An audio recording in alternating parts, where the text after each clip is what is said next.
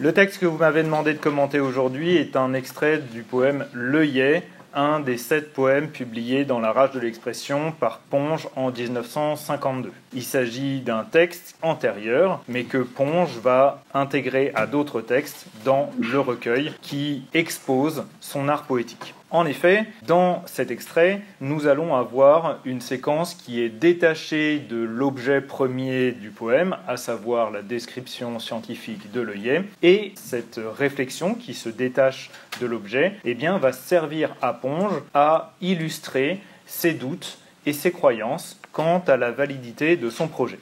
Je passe à la lecture du texte. Je ne me prétends pas poète, je crois ma vision fort commune. Étant donné une chose, la plus ordinaire soit-elle, il me semble qu'elle présente toujours quelques qualités vraiment particulières sur lesquelles, si elles étaient clairement et simplement exprimées, il y aurait opinion unanime et constante. Ce sont celles que je cherche à dégager. Quel intérêt à les dégager ? Faire gagner à l'esprit humain ses qualités, dont il est capable et que seule sa routine l'empêche de s'approprier.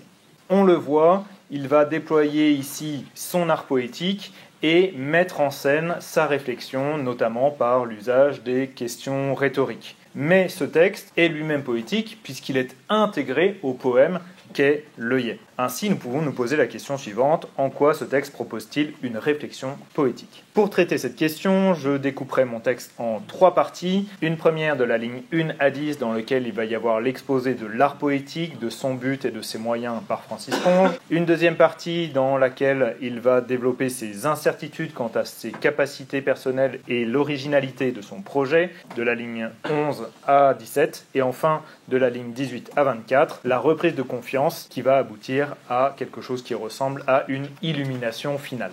Je passe ainsi aux commentaires. Le texte s'ouvre sur 2 phrases simples qui vont fonctionner en opposition. Un premier qui fonctionne comme un paradoxe, je ne me prétends pas poète, alors que de fait il l'est. Ici le paradoxe repose sur l'usage de la négation totale. Et une deuxième phrase qui va affirmer le paradoxe précédent, je crois ma vision fort commune. Ici, on a une opposition entre le poète, d'une part, et la vision fort commune, d'autre part. En d'autres termes, l'opposition entre un singulier et une communauté, un pluriel collectif. Ici, on assiste au rejet caractéristique chez Ponge du mythe de l'élection poétique, de ce mythe orphique qui présente le poète inspiré comme élu des dieux et porteur de leurs paroles. Il va se situer plutôt dans une posture humble et commune. Simplement, cette posture commune est elle-même paradoxale, puisque tout en rejetant la posture orphique, il utilise précisément du vocabulaire religieux, croire, et la notion de vision qui elle-même appartient au mythe orphique. Ainsi, sa position est d'emblée paradoxale, puisqu'elle s'oppose à la tradition tout en la reprenant à son compte. La posture de Ponge et son art poétique vont être exploités immédiatement par l'exemple. Étant donné une chose, etc. Cet art poétique va se manifester par la prévalence de la chose, la primauté de l'objet. Ici, évidemment, l'objet est objet, mais il est présenté en premier. Et de la même manière, le sujet poétique, Ponge en l'occurrence, est soit positionné en position d'objet, il me semble, me et COD, soit en position sujet, mais sujet d'une proposition subordonnée relative. Ce sont celles que je cherche à dégager. Ainsi, on a bel et bien toujours l'objet qui se place avant le poète. Là encore, remise en question de la tradition. On observe ce qui est traditionnel chez Ponge, la rectification continuelle de l'expression par le biais de l'utilisation des tirets qui fonctionnent comme des parenthèses et l'émergence de la qualité qui va exprimer l'objectif de Ponge. Il s'agit d'exprimer les qualités vraiment particulières. Et ces qualités, ou en tout cas l'opinion qu'on a d'elles, est unanime et constante. On a toujours ce fil conducteur de l'humilité, de l'aspect commun des choses.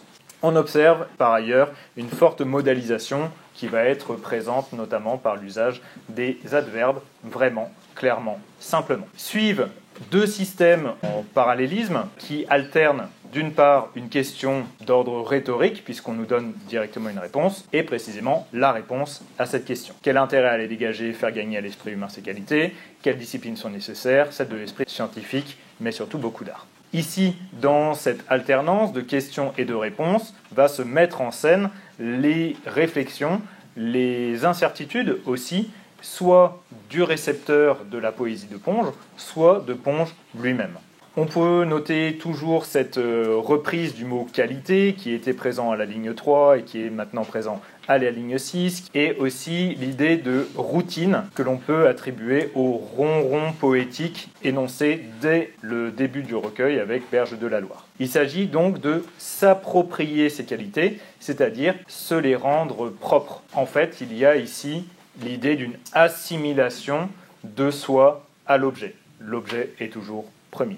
Les disciplines nécessaires à cette entreprise, on peut noter la syllabse sur discipline. D'une part, c'est la matière finalement, ou le processus et les procédés nécessaires pour réussir, mais la discipline, c'est aussi la rigueur, et il est du coup intéressant de le rapprocher de l'esprit scientifique. C'est quelque chose qui est très présent chez Ponge. Le texte commence par « Je ne me prétends pas poète ». Il y a d'autres phases dans le recueil dans lesquelles il dit « Je ne suis pas poète » ou « Je me considère moins poète que savant ». L'esprit scientifique est quelque chose de primordial chez Ponge puisqu'il va lui permettre une certaine objectivité quant à sa recherche. Le mot est à la ligne 10. La recherche, qui est donc la recherche de la formule, comme il le dit par ailleurs. Simplement, il va rajouter quelque chose d'intéressant, c'est la notion d'art qui va pouvoir légitimer l'appellation de poésie. Là encore, c'est extrêmement intéressant puisque cette phrase est paradoxale par rapport au reste de l'œuvre, puisque d'habitude, il rejette plutôt l'appellation de poésie. Dans Berge de la Loire,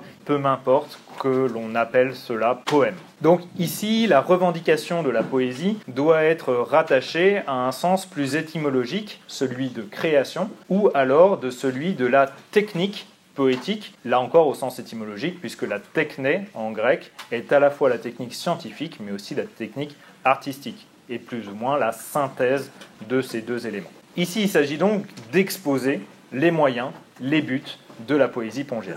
Simplement, et ce sera ma deuxième partie, il y a un certain nombre d'incertitudes quant à cet art poétique, tout simplement incertitude par rapport à ses capacités ou à l'originalité de son projet. On retrouve toujours l'usage de la négation totale, je ne me prétends pas poète, ligne 1, je ne possède pas les qualités requises à la ligne 11. Ici, il va y avoir une remise en cause de ce qui est dit précisément, les qualités, ici qui étaient présentes à la ligne 3, à la ligne 6, sont reprises à la ligne 11. Simplement, ici, il y a un transfert. On est passé des qualités de l'objet, dans la première partie, aux qualités du poète dans la deuxième partie. Et c'est précisément là que gît le paradoxe, puisque c'est précisément ces qualités qu'il s'agirait d'effacer. D'où la rectification continuelle de l'expression avec le tiret, en aucun cas, qui va fonctionner comme une contradiction de ce qui précède. On retrouve tout un système de concaténation par la reprise en répétition, qualité j'en ai déjà parlé, mais entreprise qui était présent à la ligne 8 et qui est repris à la ligne 12. On retrouve toujours le paradoxe quant à la posture orphique avec l'usage du futur, viendront, utiliseront, et la position de prophète, puisqu'il parle des procédés que j'indique. Il parle des héros de demain, et tous ces procédés, futur, prophétie, héroïsme, eh bien tout ça va fonctionner plutôt comme posture du poète orphique. On remarque un autre jour entre parenthèses. Ici, on peut s'interroger sur le référentiel. Est-ce qu'il faut intégrer ça au système de datation dans lequel s'inscrit le poème, puisque le recueil va proposer des dates et des lieux. Donc, est-ce que c'est un autre jour qu'il a écrit ça, ou est-ce que cet autre jour correspond au complément circonstanciel demain qui le précède? En tout cas, il fonctionne toujours dans un effet de concaténation qui montre la pensée en train de se dérouler. On retrouve toujours l'idée de particularité. Quoi de particulier? Cette particularité, là encore, est transférée. De la même manière qu'on est passé des qualités de l'objet aux qualités du poète, eh bien on est passé de la particularité de l'objet à la particularité du programme. On a toujours ce transfert. Programme qui est qualifié de naïf, ce qui est positif chez Ponge, puisque la naïveté fait partie de l'humilité qu'il revendique. Cette naïveté va s'opposer à l'adverbe solennellement, qui va toujours creuser le paradoxe. On a toujours la rectification continuelle de l'expression avec cette fois-ci l'ajout entre parenthèses de l'objectif, l'expression authentique, l'expression qui reprend toujours par concaténation les qualités exprimées à la ligne 4. La notion d'authenticité va être véritablement le socle de son programme. C'est ainsi que je passe à la partie 3. Aux doutes qui précèdent vont succéder le sans doute qui ouvre la partie. Il s'agit ici d'une reprise de confiance, mais reprise de confiance toujours paradoxale. Paradoxale déjà dans sa forme, puisque les points de suspension sont situés en début de segment et non pas en fin de segment. Point de suspension où je choisis, point de suspension où il m'apparaît. Pareillement, le pronom relatif où, on ne sait pas vraiment quel est son référent. Est-ce que le ou reprend le point suivant ? Est-ce que le ou reprend les compléments circonstanciels de temps, demain ou un autre jour, etc., etc., etc. En fait, dans l'écriture de la phrase, on commence à avoir une déréalisation générale qui rapproche la réflexion très structurée qui précédait de quelque chose de plus elliptique et peut-être de plus poétique. Il va s'agir toujours de réfuter, refuser les sujets a priori poétiques ou traditionnellement poétiques, les sentiments qui font référence au lyrisme, les aventures humaines qui peuvent faire référence à la poésie épique, et de remettre comme sujet des objets. Ici, on note toujours le paradoxe, puisque objet et sujet sont a priori des antithèses, et ici, ils sont associés. On a toujours, par effet de répétition du superlatif relatif, une transcription de la pensée, une chose la plus ordinaire soit-elle, des objets les plus indifférents possibles. On retrouve des parallélismes de construction. On retrouve toujours la rectification continuelle de l'expression avec l'usage des parenthèses qui rajoutent un adverbe instinctivement. Ici, il va s'agir vraiment d'opérer à la fois une continuité, mais aussi une rupture, puisqu'il va s'agir d'exposer, d'exprimer de manière beaucoup plus poétique et du coup de manière moins claire, l'objectif, la garantie de la nécessité d'expression qu'il va s'agir de retransformer, d'expression, mais aussi d'opposition à la langue. Ici, vous avez vraiment ce système d'opposition qui va caractériser cette pensée paradoxale, mais aussi le projet d'écriture poétique. Cette opposition à la langue et aux expressions communes va être la reprise développée de ce qu'il appelait la routine à la ligne 7. Le texte se clôt sur ce que Ponge pourrait appeler une formule en 3 mots, évidence, muette, opposable. 3 mots qui ne fonctionneraient pas a priori ensemble, qui pourraient avoir une valeur oxymorique, mais qui, de toute manière, fonctionnent en résonance avec tout ce qui précède. L'évidence relève de l'instinctif à la ligne 20, l'adjectif muette relève du mutisme à la ligne 21, l'adjectif opposable reprend l'opposition à la ligne 22. Par ailleurs, l'adjectif opposable peut résonner avec l'idée présente dans Berge de la Loire du droit opposable de l'objet. Ici, l'oxymore se résout, l'évidence appartient à ce qui est vu, muet appartient à ce qui est dit, et l'opposition appartient au domaine des faits ou de la pensée. Ici, par cette formule, il va s'agir de synthétiser, ou en d'autres termes, recréer poétiquement l'intégralité du raisonnement qui précédait. En d'autres termes, elle est le raisonnement. En quoi ce texte propose-t-il une réflexion poétique ? Premièrement, ce texte met en abîme l'auteur au travail. Il y a une forte modélisation, il y a l'intégration de la première personne, l'auteur est présent dans son texte. Par ailleurs, ce texte permet le réinvestissement complexe de postures poétiques paradoxales, à la fois mythiques et contre-mythiques. Ponge se positionne à la fois dans les traces d'Orphée, mais aussi comme un ouvrier du langage. Troisième point, il va s'agir d'une mise en scène, certes, mais surtout d'une mise en scène d'une pensée en construction, ce que va noter la forte modalisation.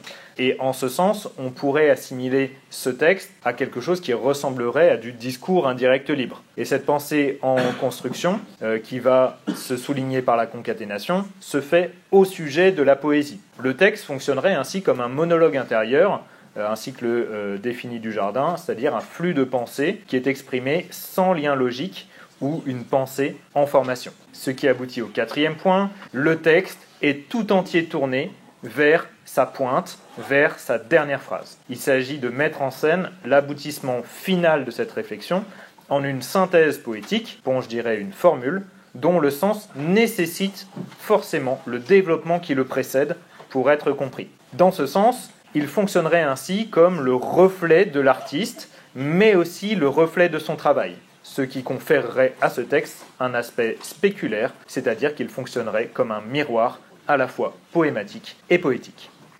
Je passe ainsi à la question de grammaire. Vous m'avez demandé de traiter de la syntaxe des propositions subordonnées relatives dans le 3e paragraphe. Avant cela, il faut déterminer quelles sont les relatives. On sait qu'une proposition subordonnée relative est forcément introduite par un pronom relatif. En l'occurrence, nous en avons 2 occurrences dans notre phrase, dont et que. Puisqu'ils sont des pronoms, ils reprennent chacun un nom, et en l'occurrence, ils reprennent le même nom, à savoir qualité.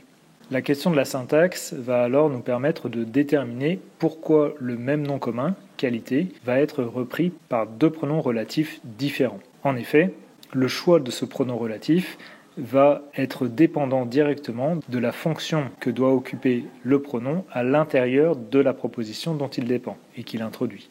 Il faudra donc considérer la fonction de dont, il est capable de quoi, complément d'objet indirect, et la fonction de que, seule sa routine l'empêche de s'approprier quoi, que, ses qualités. Ainsi, le choix du dont ou le choix du que dépend des relations syntaxiques qui le relient à la proposition qu'il introduit. En l'occurrence, le dont introduira un complément indirect, alors que le que introduira un complément direct.